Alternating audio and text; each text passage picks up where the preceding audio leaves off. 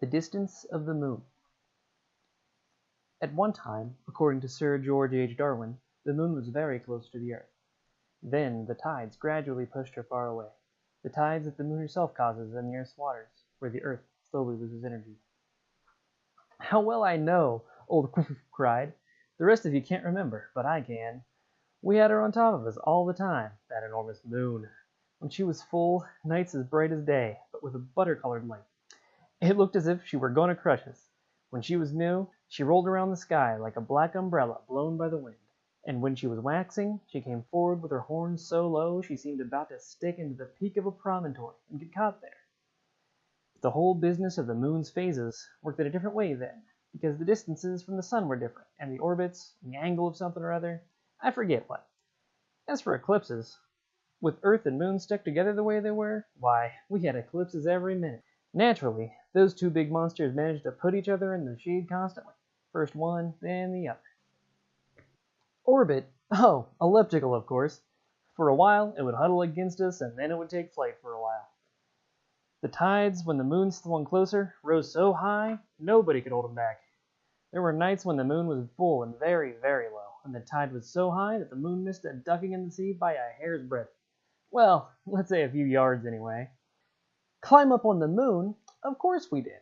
All you had to do was row out to it in a boat, and, when you were underneath, prop a ladder against her and scramble up. The spot where the moon was lowest, as you went by, was off the zinc cliffs. We used to go out with those little rowing boats they had in those days, round and flat, made of cork. They held quite a few of us, me, Captain Vhd Vhd, his wife, my deaf cousin, and sometimes little Xlthlx. She was 12 or so at the time. On those nights, the water was very calm, so silvery it looked like mercury, and the fish in it, violet-colored, unable to resist the moon's attraction, rose to the surface. All of them. And so did the octopuses and the saffron medusas. There was always a flight of tiny creatures, little crabs, squid, and even some weeds, light and filmy, and coral plants, that broke from the sea and ended up on the moon, hanging down from that lime-white ceiling, or else they stayed in midair, a phosphorescent swarm we had to drive off, waving banana leaves at them. This is how we did the job. In the boat we had a ladder. One of us held it, another climbed to the top, and a third, at the oars, rowed until we were right under the moon. That's why there were so many of us. I only mentioned the main ones. The man at the top of the ladder, as the boat approached the moon, would become scared and start shouting, "Stop! Stop! I'm going to bang my head!"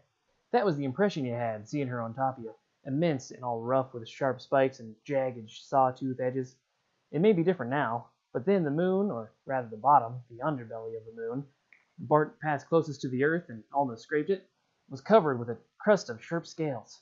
It had come to resemble the belly of a fish, and the smell, too, as I recall, if not downright fishy, was faintly similar, like smoked salmon.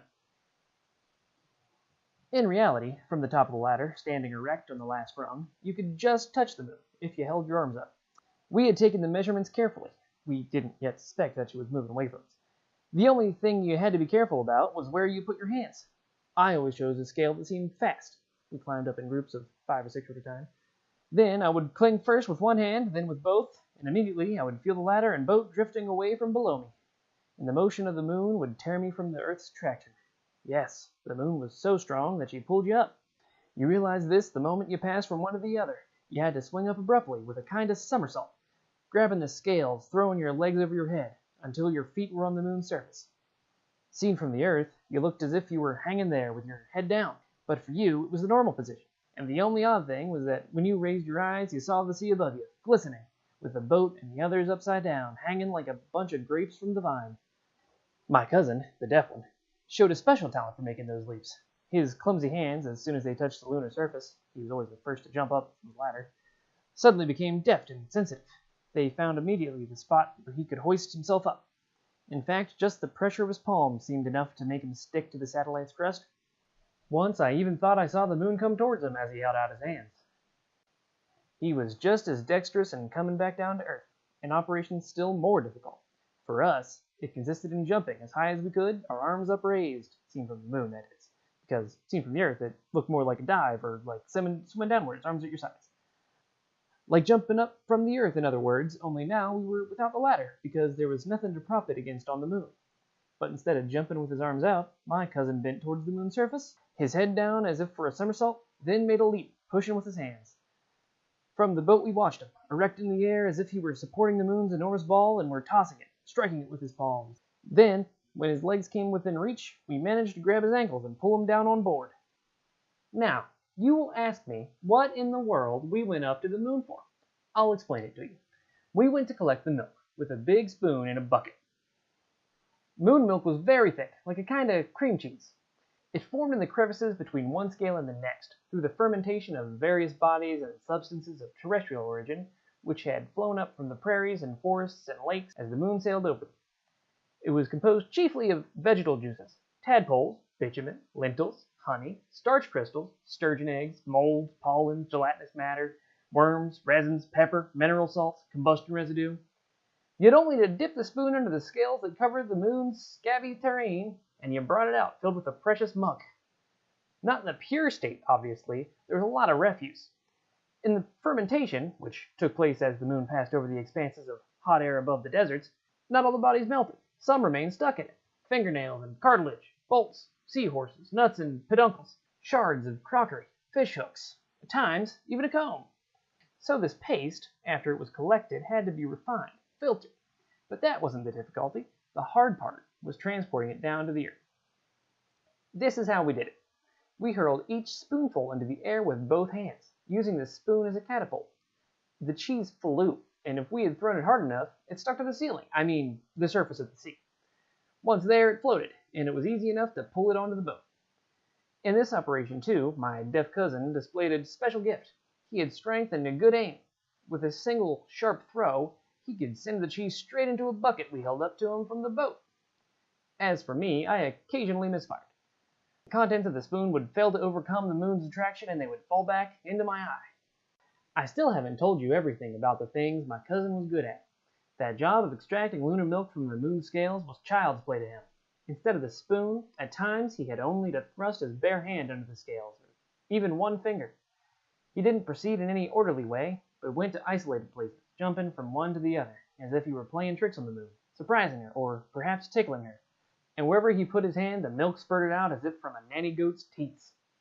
So the rest of us had only to follow him and collect with our spoons the substance that he was pressing out, first here, then there, but always as if by chance, since the deaf one's movements seemed to have no clear, practical sense. There were places, for example, that he touched merely for the fun of touching them, gaps between two scales, naked and tender folds of lunar flesh. At times my cousin pressed not only his fingers, but, in a carefully gauged leap, his big toe. He climbed on the moon barefoot. And this seemed to be the height of amusement for him, if we could judge by the chirping sounds that came from his throat as he went on leaping. The soil of the moon was not uniformly scaly, but revealed irregular bare patches of pale, slippery clay. These soft areas inspired the deaf one to turn somersaults, or to fly almost like a bird, as if he wanted to impress his whole body into the moon's pulp. As he ventured further in this way, we lost sight of him at one point. On the moon, there were vast areas we had never had any reason or curiosity to explore, and that was where my cousin vanished. I suspected that all those somersaults and nudges he indulged in before our eyes were only a preparation, a prelude to something secret meant to take place in the hidden zones. We fell into a special mood on those nights off the zinc cliffs, gay, but with a touch of suspense, as if inside our skulls, instead of the brain, we felt a fish floating, attracted by the moon. And so we navigated, playing and singing. The captain's wife played the harp. She had very long arms, silvery as eels on those nights, and armpits as dark and mysterious as sea urchins. And the sound of the harp was sweet and piercing, so sweet and piercing it was almost unbearable, and we were forced to let out long cries, not so much to accompany the music as to protect our hearing from it. Transparent medusas rose to the sea's surface, throbbed there a moment, then flew off, swaying towards the moon. Little amused herself by catching them in midair, though it wasn't easy. Once, as she stretched her little arms out to catch one, she jumped up slightly, and was also set free. Thin as she was an ounce or two short of the weight necessary for the Earth's gravity to overcome the moon's attraction and bring her back, so she flew up among the medusas, suspended over the sea. She took fright, cried, then laughed and started playing, catching shellfish and minnows as they flew, sticking some into her mouth and chewing them. We rowed hard to keep up with the child. The moon ran off in her ellipse, dragging that swarm of marine fauna through the sky, and a train of long, entwined seaweeds and hanging there in the midst. Her 2 wispy braids seemed to be flying on their own, outstretched towards the moon, but all the while she kept wriggling and kicking at the air, as if she wanted to fight that influence, and her socks, she had lost her shoes in the flight, slipped off her feet and swayed, attracted by the Earth's force. On the ladder, we tried to grab her. The idea of eating the little animals in the air had been a good one. The more weight gained, the more she sank towards the Earth. In fact, since among those hovering bodies hers was the largest, mollusks and seaweeds and plankton began to gravitate about her, and soon the child was covered with silicious little shells, chitinous carapaces, and fibers of sea plants. And the further she vanished into that tangle, the more she was freed of the moon's influence, until she grazed the surface of the water and sank into the sea. We rowed quickly to pull her out and save her. Her body had remained magnetized, and we had to work hard to scrape off all the things encrusted on her. Tender corals were wound about her head, and every time we ran the comb through her hair there was a shower of crayfish and sardines. Her eyes were sealed shut by limpets clinging to the lids with their suckers. Squid's tentacles were coiled around her arms and her neck, and her little dress now seemed woven only of weeds and sponges. We got the worst of it off her, but for weeks afterwards she went on pulling out fins and shells, and her skin, dotted with little diatoms, remained affected forever, looking, to someone who didn't observe her carefully, as if it were faintly dusted with freckles. This should give you an idea of how the influences of Earth and Moon, practically equal, fought over the space between them. I'll tell you something else. A body that descended to the Earth from the satellite was still charged for a while with lunar force and rejected the attraction of our world.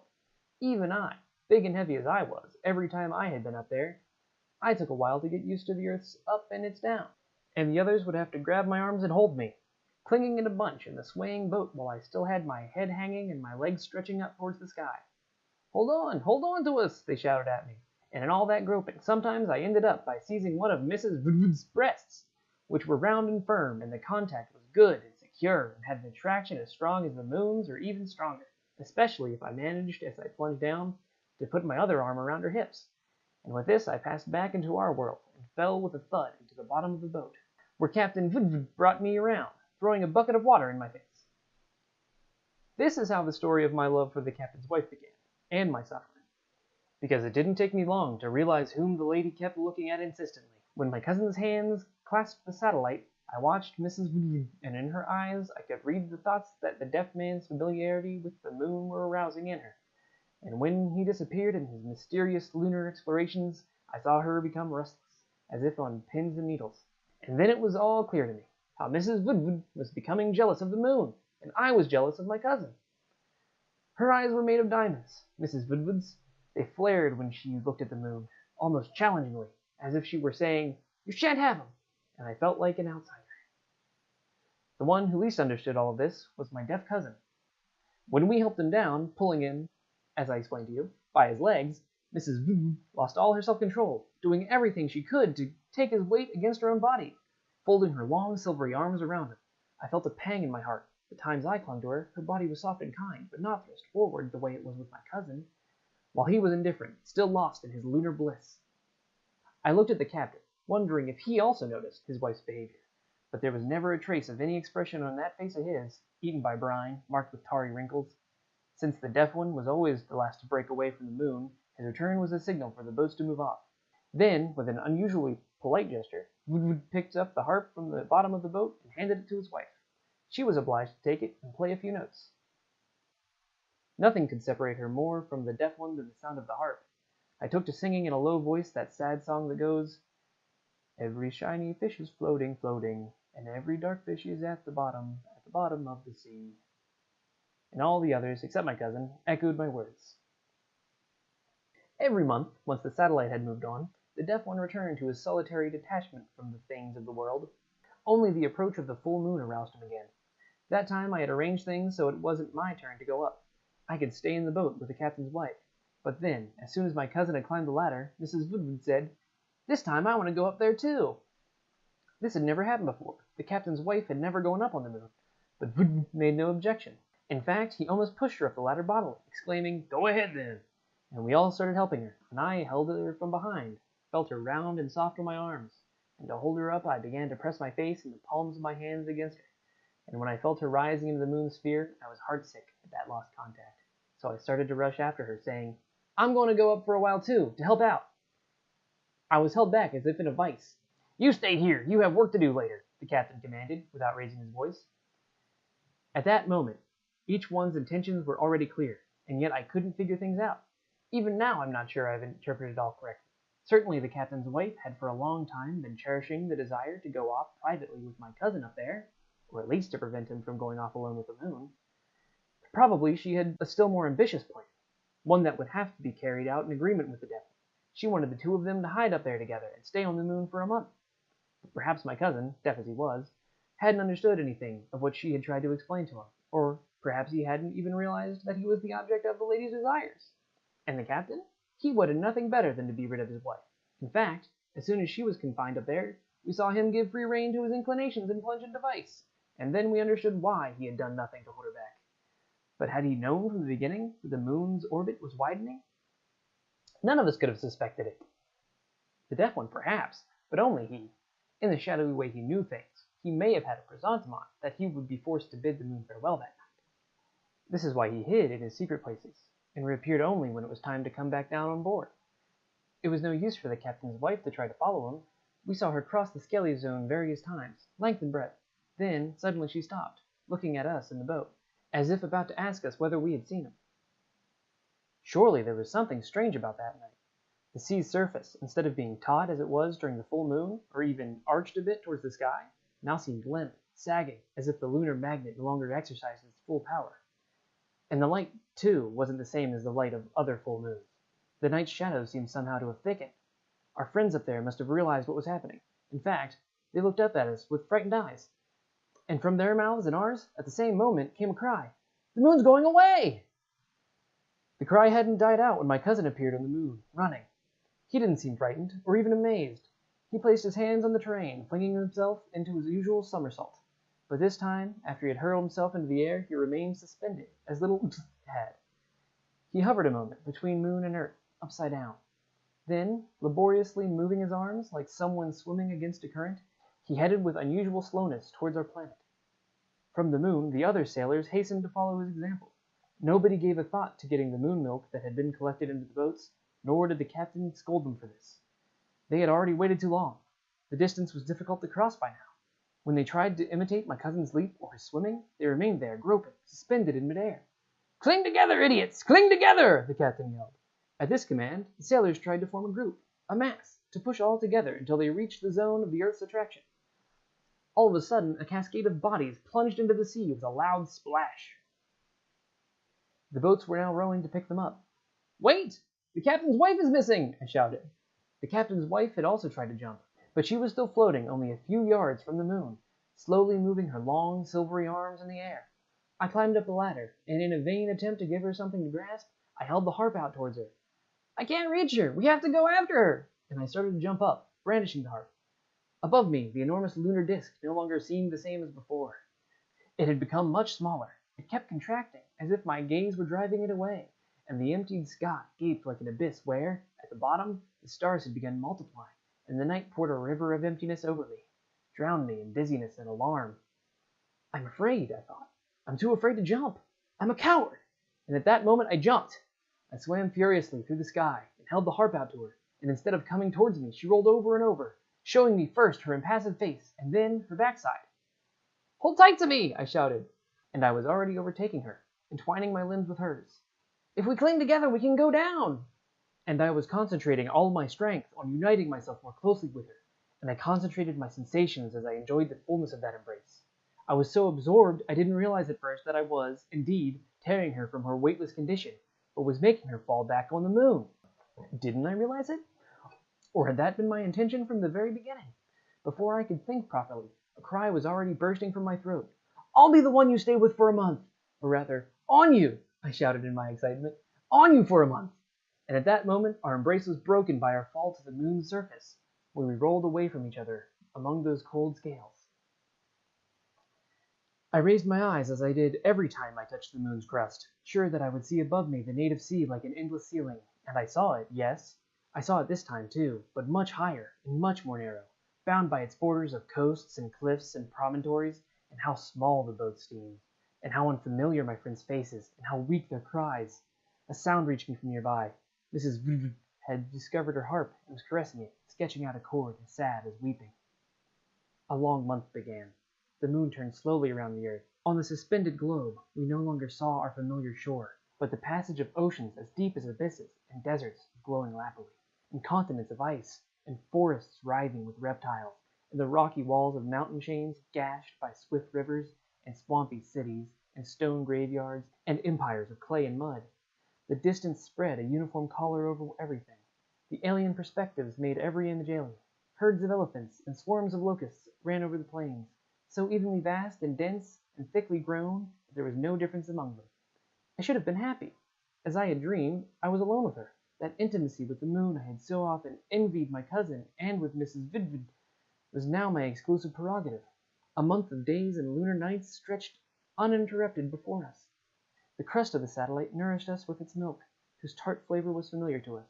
We raised our eyes up to the world where we had been born, finally traversed in all its various expanse, explored landscapes no earth being had ever seen, or else we contemplated the stars beyond the moon, big as pieces of fruit, made of light, ripened on the curved branches of the sky. And everything exceeded my most luminous hopes, and yet, it was instead exile. I thought only of the earth.